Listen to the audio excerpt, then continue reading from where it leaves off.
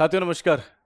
15 minute show में आप सबको दिल से मैं स्वागत करता हूं। मैं विकास वास्ले। साथ ही आज की क्लास में पुनः सीटेट से संबंधित जो प्रश्न पूछा जा सकता है उस पर आधारित 20 सवाल मैं आपको करवाऊंगा। आप ध्यान से मेरी क्लास को देखिएगा। अच्छा लगे तो सेशन को लाइक कर दीजिएगा। पहली बार जुड़े तो चैनल को सब्सक्राइब कर लीजिएगा। स्टार्ट करता हूँ साथी। पहला अगर बात करें तो साइंस पेपर 2 के लिए सेशन चल रहा है, ध्यान दीजिएगा। फटाफट रिवीजन सेशन है कि अब जितना जल्दी आप रिवीजन कर सको। करेगा विद्युत मोटर किस सिद्धांत पर कार्य करती है। साथ ही जो विद्युत मोटर है किस सिद्धांत पर काम करेगी। क्या चुंबकीय प्रेरण पर। साथ ही बिल्कुल नहीं, है ना। साथ ही धारा का चुंबकीय प्रभाव पर बोलेंगे। साथ ही धारा का चुंबकीय प्रभाव पर तो हाँ कह सकते हैं कि धारा का चुंबकीय प्रभाव पर काम करता है। साथ ही क्या उसमें प्रभाव पर नहीं, रासायनिक प्रभाव पर बिल्कुल नहीं। साथ ही एक बात और ध्यान रखिएगा, अगर आपसे विद्युत मोटर पूछ रहा है तो साथ ही एक आपका फ्लेमिंग का वाम हस्त नियम होता है। फ्लेमिंग का वाम हस्त नियम होता है और फ्लेमिंग का वाम हस्त नियम पर काम करता है। फ्लेमिंग का वाम हस्त नियम पर साथी काम करता है, याद रखिएगा। फ्लेमिंग का वाम हस्त नियम पर काम करता है, इस बात को ध्यान रखिएगा। अगर मैं मोटर की बात करता हूं तो मोटर का काम क्या है साथी। मोटर का काम है कि विद्युतीय ऊर्जा को यांत्रिक ऊर्जा में बदलना। बस एक सिंपल से काम है कि मोटर क्या करेगा, विद्युतीय ऊर्जा को यांत्रिक ऊर्जा में बदल देगा। इस बात को आप ध्यान रखेंगे। नेक्स्ट, प्रकाश का पूर्ण आंतरिक प्रवर्तन कब होता है। साथ ही अगर प्रकाश के पूर्ण आंतरिक प्रवर्तन की बात करें तो उसका कंडीशन क्या है। अच्छा, पूर्ण आंतरिक प्रवर्तन क्या होता है कि जब प्रकाश सघन माध्यम से विरल माध्यम में प्रवेश करती हैं तो वह प्रकाश पुनः उसी माध्यम में लौट जाए, जिसे हम पूर्ण आंतरिक प्रवर्तन कहते हैं।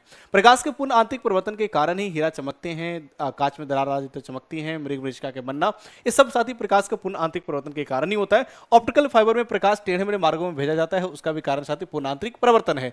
तो पूर्ण आंतरिक प्रवर्तन का दो कारण है। सबसे पहला कारण है कि प्रकाश किस में जाना चाहिए, सघन माध्यम से विरल माध्यम में जाना चाहिए। पहला कारण ये है।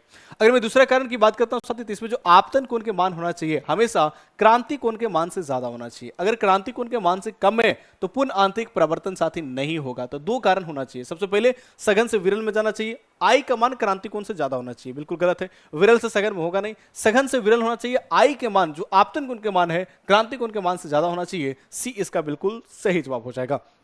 सीटेट 2026 साथी अगर आप एग्जाम देना चाहते हैं तो हमारे साथ हमारे एप्लीकेशन पर जुड़ सकते हैं, जहां पे पेपर 1, पेपर 2 और कॉम्बो पैक भी उपलब्ध है। तो ये साथी देख पा रहे हैं, इस तरीके से हमारे साथ जुड़ सकते हैं। बेहतरीन तरीका से हर एक शिक्षक आपको पढ़ाएंगे, हर एक सब्जेक्ट यहाँ पे पढ़ाई जाएंगी बहुत बेहतरीन तरीका से, ठीक है। तो आप हमारे साथ जुड़ सकते हैं हमारे कोर्स, हमारे एप्लीकेशन द ऑफिशियल एकेडमी में, ठीक है। नेक्स्ट, विद्युत फ्यूज किस धातु का बना होता है। अगर मैं विद्युत फ्यूज की बात करता हूँ साथी, क्या तांबा के बना होता है, बोलेंगे नहीं सर तांबा के नहीं। अच्छा, जो फ्यूज होता है साथी इसको सर्किट में श्रेणी क्रम में जोड़ा जाता है। इसमें जोड़ेंगे श्रेणी क्रम में जुड़ा जाता है। और जो विद्युत फ्यूज होता है साथी ये काम करता है तापीय प्रभाव पर, जिसे आप उसमें प्रभाव कहते हैं, है ना। अब जैसे ही साथी सर्किट में धारा प्रवाहित होता है तो इसका तार जो है इसका गलनांक बहुत कम होता है। थोड़ा सा भी धारा ज्यादा जाएगा तार इसका टूटकर गलकर टूट जाता है, यानी कि धारा को रोक लेगा, है ना। तो इसलिए इसे सुरक्षा कवच भी कहा जाता है। क्या कहा जाता है, सुरक्षा कवच भी कहा जाता है। तो याद रखिए, जो विद्युत फ्यूज है श्रेणी क्रम में सुरक्षा कवच कहा जाता है, लेकिन जो इसका तार है इस तार का गलनांक बहुत निम्न होता है। और निम्न इसलिए होता है क्योंकि इसका जो बनाया जाता है टीन और सीसा का मिश्र धातु का बना होता है साथी, है ना। पीबी और एशियन का मिश्र धातु का बना होता है, जिसे हम कहते हैं टीन और सीसा। टीन और सीसा जब आपस में मिला देंगे तो साथी उससे बनेगा, उसे हम फ्यूज का तार कहेंगे। और इसका गलनांक बहुत निम्न होता है, इसलिए आप कह सकते हैं कि साथी विद्युत फ्यूज में इसका प्रयोग किया जाता है। नेक्स्ट, अवतल दर्पण में वस्तु फोकस पर हो तो यदि उसका कहां बनेगी साथी, छवि। छवि कहने का मतलब साथी प्रतिबिंब होता है। अगर साथी प्रतिबिंब बनाने की बात किया जाए तो अवतल दर्पण है, क्या है, अवतल दर्पण है। और अवतल दर्पण में साथी आप देखोगे कि अलग अलग स्थितियों में रखने पर अलग अलग इमेज बनता है। तो अगर फोकस पर रखा जाएगा, ये आपका अवतल दर्पण है, इसको फोकस पर रखा जाएगा, ये मध्य बिंदु को हम ध्रुव कह रहे हैं, ये आपका साथी फोकस है, ये आपका वक्रता केंद्र है। अगर हम वस्तु को फोकस पर रखते हैं, यहां पर रखते हैं, तो इमेज कहां बनेगा, तो अनंत पर बनता है। और अनंत पर बहुत बड़ा बनेगा, वास्तविक और उल्टा बनेगा, क्योंकि अवतल दर्पण में एक ही कंडीशन है जहां पर सीधा बनता है और साथ ही आपका उससे बड़ा बनता है, यानी काल्पनिक बनता है। कौन सा, वो कंडीशन है ध्रुव और फोकस के बीच में। अगर इसके बीच में रखेंगे तो आपका सीधा बनेगा, आवर्धित बनेगा और काल्पनिक बनेगा, जिसे हम साथी आभासी कहते हैं। तो ये आपका बी नंबर बिल्कुल सही जवाब हो जाएगा। नेक्स्ट साथी, नो ऑप्शन क्वेश्चन है, इसमें कोई ऑप्शन नहीं है। आपको बताना है कि विद्युत जनित्र किस सिद्धांत पर आधारित है। अगर मैं विद्युत जनित्र की बात करता हूं, जिसे डायनेमो कहते हैं या जनरेटर बोलचाल की भाषा में बोला जाता है, किस सिद्धांत पर काम करेगा, जरा कमेंट करके बताइएगा साथी, है ना। कमेंट करके बता देना है। रेडियो तरंग किस प्रकार का तरंग है। अगर मैं रेडियो तरंग की बात करता हूं साथी, किस प्रकार के तरंग हो जाएगा, तो यांत्रिक होगा, अयांत्रिक होगा, या फिर क्या हो जाएगा। अगर मैं रेडियो तरंग की बात करता हूं तो साथी एक ऐसे तरंग है जिसको एक स्थान से दूसरे स्थान जाने के लिए माध्यम की आवश्यकता पड़ती है। अगर साथी माध्यम की आवश्यकता है उसे हम कहेंगे रेडियो तरंग। और जो माध्यम की आवश्यकता पड़ती है उसे हम कहते हैं विद्युत चुंबकीय तरंग। क्या बोलते हैं, विद्युत चुंबकीय तरंग बोला जाता है। तो साथी आप बोलोगे क्या होगा, विद्युत चुंबकीय तरंग होगा, यानी कह सकते हैं कि अनुप्रस्थ विद्युत चुंबकीय तरंग, यानी कि इसको माध्यम की आवश्यकता नहीं पड़ती है एक स्थान से दूसरे स्थान जाने के लिए। इसके अंतर्गत गामा किरण आता है, एक्स किरण आता है, पराबैंगनी किरण आता है, साथ ही सूक्ष्म तरंग आता है, अवरक्त किरण आता है, सब आपको इसी के अंतर्गत होता है, इस बात को ध्यान रखिएगा, ठीक है। तो साथ ही बी इसका बिल्कुल सही जवाब हो जाएगा। नेक्स्ट, सूर्योदय और सूर्यास्त के समय सूर्य लाल क्यों दिखाई देता है? तो सूर्योदय और सूर्यास्त की बात किया जाए, साथ ही सूर्य लाल इसलिए दिखाई देता है क्योंकि साथ ही इसमें क्या होता है, प्रकीर्णन की बात करें, किसका? प्रकीर्णन के साथ। जब भी कलर की बात किया जाएगा कि सूर्योदय और सूर्यास्त के साथ आपको लाल दिखाई दे रहा है, तो इसका कारण साथ ही प्रकीर्णन होगा, क्योंकि अगर जिसका प्रकीर्णन बहुत ज्यादा हो जा रहा है वो साथ ही हम तक नहीं पहुंचता, लेकिन जिसका प्रकीर्णन कम होगा वो हम तक पहुंचता है। जैसे सूर्य उगते समय डूबते समय लाल होते हैं, लेकिन दोपहरिया में पीला हो जाता है या फिर सफेद हो जाता है। कारण क्या है कि जब उगता है ना तो क्षैतिज से उसका डिस्टेंस ज्यादा होता है, जिसमें अन्य लाल को छोड़कर जितने भी रंग होते हैं उसका प्रकीर्णन बहुत ज्यादा होता है, लेकिन लाल का प्रकीर्णन कम होता है, जिसके कारण हम तक वो पहुंच पाता है और हम देख पाते हैं कि लाल दिखाई दे रहा है, ठीक है। तो प्रकीर्णन कम होने के कारण ऐसा होता है। ए नंबर बिल्कुल सही जवाब हो जाएगा। समानांतर क्रम में जुड़े प्रतिरोधों का कुल प्रतिरोध कैसा होता है? अगर मैं साथ ही बात करता हूं श्रेणी क्रम, दूसरा बात करता हूं साथ ही समानांतर क्रम, तो जो श्रेणी क्रम है इसमें कुल प्रतिरोध जो आएगा अन्य जितने भी प्रतिरोध है उससे उसका मान अधिक प्राप्त होगा। क्या होगा? अधिक प्राप्त होगा। लेकिन अगर समानांतर क्रम समूहन में जुड़ा है तो समानांतर क्रम में साथ ही जितने भी प्रतिरोध है उससे कुल प्रतिरोध की बात किया जाए तो कम ही प्राप्त होता है। यानी कि अगर प्रतिरोध का मान कम प्राप्त करना है तो समानांतर में जोड़ दो, अधिक प्राप्त करना है तो श्रेणी में जोड़ दीजिए, है ना। तो आप कह सकते हैं सर समानांतर क्रम में जुड़े प्रतिरोधों का जो प्रतिरोध कैसा होता है, तो आप जितने भी आते हैं व्यक्तिगत से साथ ही कम होता है, कुल प्रतिरोध से इसमें क्या होगा? कम ही प्राप्त होता है। सी इसका बिल्कुल सही जवाब होगा।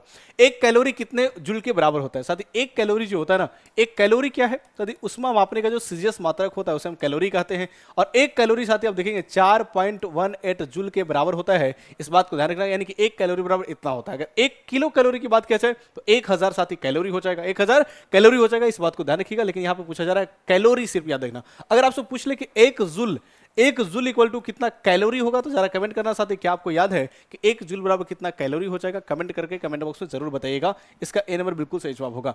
उत्तल दर्पण में छवि कैसे हमेशा कैसे होती है? साथ ही अगर मैं उत्तल दर्पण की बात करता हूं तो इसमें प्रतिबिंब कैसा बनेगा? जरा कमेंट करना साथी, इसमें प्रतिबिंब कैसा बनेगा आप सबको बताना है। मतलब बताना है कि आभासी बनेगा या काल्पनिक बनेगा या फिर वास्तविक बनेगा। अच्छा, आभासी और काल्पनिक दोनों एक ही नाम है ना। तो आपसे पूछा जा रहा है कि क्या आभासी बन जाएगा, क्या आभासी बन जाएगा या फिर साथ ही वास्तविक बनेगा, ये आपसे पूछा जा रहा है। कमेंट करके जरूर बताइएगा। नहीं साथ ही सीटेट 2026 का कोर्सेज हमारे एप्लीकेशन पर उपलब्ध है। अगर आप जुड़ना चाहते हैं, इच्छुक है, तो हमारे साथ जुड़ सकते हैं, जहां पे साथ ही बेहतरीन शिक्षकों के द्वारा आपको साथ ही पढ़ाया जाएगा बेहतरीन तरीका से। तो आप साथ ही हमारे साथ जुड़ना बिल्कुल मत भूलिएगा हमारे एप्लीकेशन द ऑफिशियल एकेडमी पर। साथ ही चैनल पर पहली बार जुड़ रहे हैं, चैनल को सब्सक्राइब करिएगा, सेशन को लाइक जरूर कर दीजिएगा, क्योंकि आपका लाइक गुरु दक्षिणा है और उसी से साथ ही आगे एक एनर्जी मिलता है ताकि मैं आपको लगातार पढ़ाता रहूं।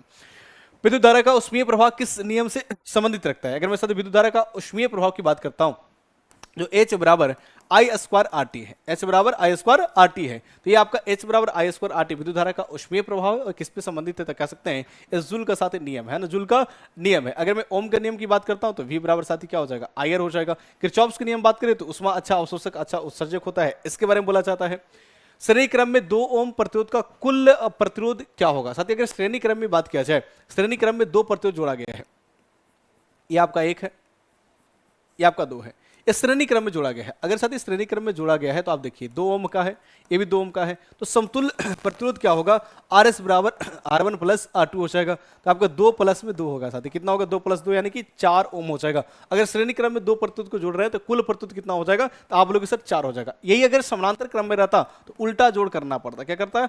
उल्टा जोड़ करना पड़ता है, 1/R1 प्लस 1/R2 साथी। लेकिन अगर 2 समानांतर क्रम में है तो डायरेक्ट भी आप निकाल सकते हैं। आरपी बराबर याद रखना R1 इंटू में R2, एक बार गुना करिए और एक बार साथ ही जोड़ दीजिए, है ना। अगर 2 रहेगा तब, 3 में ऐसा नहीं हो सकता है, 2 रहेगा तब भी हो सकता है ना। तो इस बात को ध्यान रखिएगा कि अगर 2 समानांतर क्रम में तो ऐसे करेंगे, श्रेणी क्रम में है तो सीधा जोड़ देंगे। तीसरा, प्रकाश कांच से हवा में जाता है तो वेग क्या होगा? साथ ही कांच से हवा में जाता है तो वेग क्या होगा? बढ़ेगा घटेगा, ये आपको बताना है। मेरे प्यारे विद्यार्थी, मैं बता दूं कि जो कांच है ये सघन माध्यम है। क्यों? क्योंकि इसमें प्रकाश की चाल साथी कम होगा, और हवा जो है विरल माध्यम है। क्यों? क्योंकि इसमें प्रकाश की चाल ज्यादा होगा। तो अगर कांच से हवा में प्रकाश जा रहा है तो निश्चित तौर पर कह सकते हैं सर कि सघन से विरल में जा रहा है, और जब प्रकाश की किरण सघन से विरल में एंट्री करती है तो वहां पे उसका गति बढ़ जाता है। गति क्या होता है? बढ़ जाता है। तो आप बोलोगे सर यहाँ पे गति बढ़ जाएंगे, डायरेक्शन भी बदलेंगे, है ना। इस बात को ध्यान रखना साथी। न्यूटन सेकंड किस राशि का इकाई है? अगर मैं बल के बारे में बात करता हूं तो बल का इकाई क्या होता है साथी? बल का इकाई न्यूटन होता है, या फिर आप कह सकते हो केजी मीटर पर सेकंड स्क्वायर हो जाएगा। अगर मैं कार्य की बात करता हूं तो साथी कार्य का जूल हो जाएगा। अगर मैं संवेग की बात करता हूं साथी तो क्या हो जाएगा? संवेग का केजी मीटर प्रति सेकंड हो जाएगा, याद रखिएगा। अगर मैं शक्ति की बात करता हूं तो साथी शक्ति का क्या हो जाएगा? वाट हो जाएगा, इस बात को ध्यान रखिएगा। तो आपसे कह रहा है न्यूटन सेकंड किसका होगा? सर न्यूटन सेकंड तो कोई हो ही नहीं रहा है। देखो साथी W बराबर क्या होता है? बल गुने साथी क्या होता है? विस्थापन होता है। तो बल की बात किया जाए साथ न्यूटन हो जाएगा, इसका आपका मीटर हो जाएगा। क्या मीटर हो जाएगा? तो न्यूटन सेकंड किसका होगा भैया? अगर न्यूटन सेकंड की बात किया जाए इसमें ऑप्शन ही नहीं होगा, तो आप बोलेंगे सर न्यूटन सेकंड नहीं, इसको न्यूटन मीटर कर लो, है ना। न्यूटन मीटर कर लो तब साथी सही जवाब होगा। अगर मैं न्यूटन मीटर कर लूं, है ना, न्यूटन मीटर कर लूं तब साथी निकाल सकते हैं कि कार्य का वी का आंसर हो जाएगा। क्या हो जाएगा? वी का। लेकिन न्यूटन सेकंड होता किसका है? आवेग का साथी। किसका होता है? आवेग का। अगर मैं आवेग की बात करता हूं तो आवेग का न्यूटन सेकंड होता है। आवेग बराबर क्या होता है? बल गुने समय। बल गुने समय होता है। बल का साथी न्यूटन होता है और समय का आपका सेकंड होता है। तो न्यूटन सेकंड किसका होगा? आवेग का, संवेग का नहीं होगा, इस बात को ध्यान रखिएगा। उष्मा का संचरण बिना माध्यम के कैसे होता है, यानी किस प्रोसेस से होता है, प्रक्रिया बताना है। अगर मैं उष्मा का संचरण की बात करता हूं साथ ही 3 प्रोसेस होता है। एक आपका चालन है जिसे आप कंडक्शन कहते हैं, दूसरा अगर बात करें साथ ही संवहन होता है, और तीसरा अगर बात करें साथ ही विकिरण होता है। तो इस प्रोसेस में कौन सा ऐसा प्रोसेस है जिसको एक स्थान से दूसरे स्थान उष्मा को ले जाने के लिए माध्यम की आवश्यकता नहीं है? जरा कमेंट करो साथी, माध्यम की आवश्यकता नहीं है। कौन हो जाएगा? एक बार कमेंट करके जरा बता दीजिएगा। फ्लेमिंग का बाम हस्त नियम किससे संबंधित है? साथी फ्लेमिंग का जो बाम हस्त नियम है तो विद्युत मोटर इसी पर काम करता है, लेकिन किससे संबंधित है? तो आप कहेंगे सर मोटर से संबंधित है, क्योंकि मोटर ही इसमें काम करता है। जो आपका जनित्र है ये दायां हाथ के नियम पर काम करता है। किसमें? दायां हाथ के नियम पर काम करता है।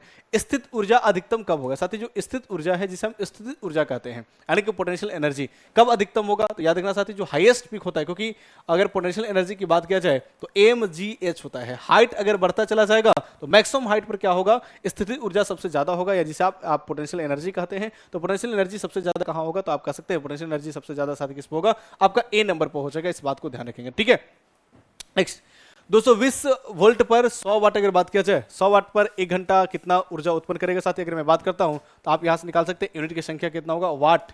वाट गुने साथी जितना घंटा का है घंटा, और जितना समय चलाया जा रहा है 1000 से आप भाग कर देना है, डायरेक्ट साथी निकल कर आ जाएगा। आप बोलोगे 1/10 यानी कि 0.1 किलोवाट घंटा, इसे कहते हैं 0.1 यूनिट कहते हैं। इस बात को आप ध्यान रखेंगे। इस तरीके से आपसे प्रश्न पूछा जा सकता है। नेक्स्ट अगर बात करते हैं कि जो आपका दर्पण के सामने वस्तु अनंत पर हो तो छवि कहां बनता है? अगर साथी अनंत पर होगा, अब दर्पण के सामने कौन सा दर्पण की चर्चा नहीं है, लेकिन किसी भी दर्पण का देखा जाए अगर अनंत पर होगा तो उसका इमेज तो बनता है फोकस पर बनता है। कहां बनता है? फोकस पर बनता है, यानी कि ए नंबर बिल्कुल सही जवाब हो जाएगा। इस बात को ध्यान रखिएगा। नेक्स्ट, किसी वस्तु की गतिज ऊर्जा उसके वेग के वर्ग के समानुपाती होता है, यह किस नियम से संबंधित है? साथी अगर गतिज ऊर्जा जो है उसके वर्ग का वेग का समानुपाती है, किस नियम से आएगा? तो आप जानते हैं जो काइनेटिक एनर्जी है, काइनेटिक एनर्जी बराबर ऐसा होता है हाफ mv²। और ये जो निकल कर आता है न्यूटन का प्रथम गति नियम में नहीं है, क्योंकि उसमें बल का परिभाषा दिया जाता है। ये जो निकल कर आएगा कार्य ऊर्जा प्रमेय से निकल कर आएगा। इस बात को ध्यान रखिएगा साथी। बाकी सेशन कैसा लग रहा है कमेंट बॉक्स में कमेंट करके जरूर बताइएगा, और सेशन को लाइक जरूर कर लीजिएगा। नेक्स्ट साथी 220 वोल्ट 5 एम्पियर धारा लेने पर उपकरण की शक्ति कितना होगा? आपको शक्ति निकालना है। तो आप जानते हैं पी बराबर क्या होता है साथी? VI होता है। पी बराबर क्या होगा? VI होता है। V का वैल्यू 220 है और I का वैल्यू 5 है। सीटेट में छोटे छोटे न्यूमेरिकल पूछे जाते हैं, जो आपको मैं स्क्रीन पर दिखा रहा हूं, है ना। याद रखना साथी, इसका आंसर क्या हो जाएगा? 110 होगा। ये आपको फॉर्मूला याद रखिएगा, इस फॉर्मूला पर ही आधारित सवाल पूछा जाएगा। नेक्स्ट, अवतल दर्पण में वस्तु केंद्र पर हो तो छवि कहां बनेगा? साथी अवतल दर्पण में अगर वस्तु केंद्र पर हो, वस्तु केंद्र पर कहने मतलब वक्रता केंद्र पर हो, तो इमेज वक्रता केंद्र पर ही बनता है, उल्टा बनता है और वस्तु से छोटा बनता है। तो आप बोलेंगे सर केंद्र पर ही बनेगा, उल्टा बनेगा, समान बनेगा। देखो इमेज कहां बनता है, ऐसे प्रश्न सीटेट में बार बार पूछा जाता है। 2 ओम और 3 ओम प्रतिरोध समानांतर क्रम में जुड़े हैं तो कुल प्रतिरोध क्या होगा? साथी अगर समानांतर क्रम में कुल प्रतिरोध निकालना है तो एक बार दोनों को गुना कर दीजिए और एक बार साथी दोनों को जोड़ दीजिए, है ना। इस तरीके से आप निकाल सकते हैं। एक बार जोड़ गुना करिए 3 गुने 2 और एक बार साथी जोड़ दीजिए 3 + 2, तो 6 बटा कितना हो जाएगा? 5। 6 बटा साथी कितना हो जाएगा? आप बोलेंगे सर 6 बटा में 5। एक बार गुना करिए, एक बार जोड़ दिए। ये समानांतर क्रम में बिल्कुल साथी, ये तो ऑप्शन ही नहीं है साथी। याद रखना, हम इसको बता देते हैं 6 बटा 5 हो जाएगा। ठीक है, तो आप बोलेंगे सी नंबर इसका बिल्कुल सही जवाब होगा। पृथ्वी पर 60 केजी व्यक्ति का भार है, चंद्रमा पर साथी कितना होगा? अगर भार है तो बदल जाएगा, लेकिन अगर द्रव्यमान रहेगा तो नहीं बदलेगा। ठीक है, तो भार यहाँ पे 60 केजी है तो साथी वहां पे 1/6 हो जाता है चंद्रमा पर। तो आप बोलेंगे अगर भार है इसलिए बदल रहा है, कितना? 10 हो जाएगा, लेकिन अगर द्रव्यमान रहेगा तो नहीं बदलेगा। इस बात को आप ध्यान में रखेंगे। ठीक है, चलो साथी, विद्युत हीटर में कौन सा तत्व प्रयोग होता है? अगर विद्युत हीटर की कुंडली की बात किया जाए तो इसमें साथी नाइक्रोम तार का प्रयोग किया जाता है। इस बात को ध्यान रखिएगा। आज की क्लास साथी यहीं तक, बाकी सेशन को लाइक कर दीजिएगा, कैसा लगा साझा जरूर।